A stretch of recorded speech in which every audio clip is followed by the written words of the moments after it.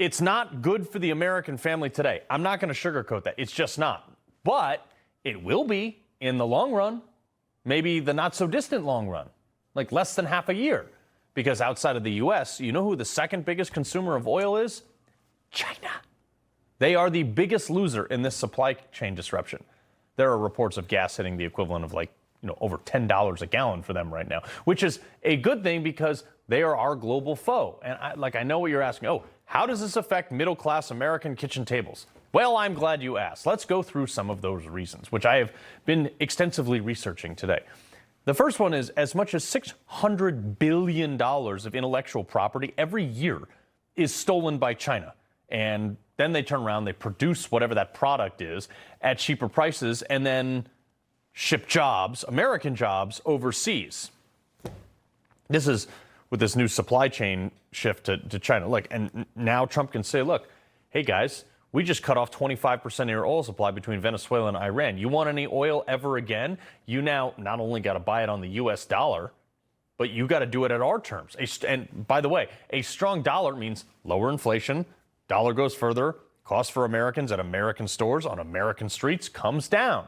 Oh, by the way, more countries invest in America bonds when the dollar gets stronger, meaning that they back our currency, and this makes interest rates come down dramatically. We got to can Jerome Powell, but once that happens, mortgage rates are going to go from $3,500 a month down to $2,500 a month. I mean, I know a lot of people that could use an extra $1,000 in their budget. This is the long-term effect of what Trump is doing right now. This is why I say, hold on just a little bit longer, folks. It sucks now, but it will get better.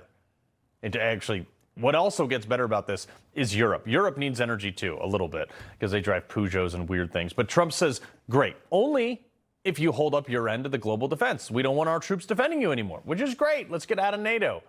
Trump can force that now because he controls the oil. Also, you want to know what Europe exports to the U.S.? A lot of pharmaceuticals. 30% of drugs come from there. Oh, you want fuel, Germany, for the Autobahn? How about you drop them prices on drugs to America? Okay, thanks. Also, hey, Germany, we buy, America, $100 billion in machinery from you guys, and we're trying to put up more nuclear reactors here to make energy even cheaper for American citizens. How about the 15% of global supply of those nuclear reactors we get from you?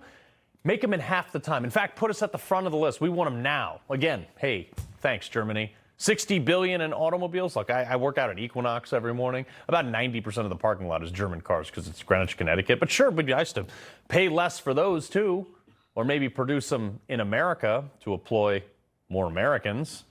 Also, you know how Trump keeps saying that there's going to be this Bitcoin reserve?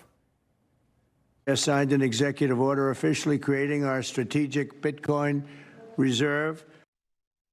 This is something I haven't heard anybody talk about. Iran was one of the top Bitcoin miners in the world due to their subsidized energy program, some of which was subsidized by Biden relieving sanctions, by the way. They were trading on Bitcoin to avoid other sanctions, too, just like how they're demanding it in tolls through the Strait of Hormuz. But since Trump started this bombing campaign, 77% of their crypto mining has stopped, which in conjunction to the Clarity Act, when Congress ever gets off their rear end, will be an explosion in the crypto sphere, literally making millionaires overnight and potentially generating enough revenue to partially offset our national debt. It's not just a war with Iran. Sure, they can't get a nuke, but there are so many moving parts here. This is why I keep telling you, guys, I'm putting my neck out there by supporting this. I realize that, and I'm in. I'm not BSing you.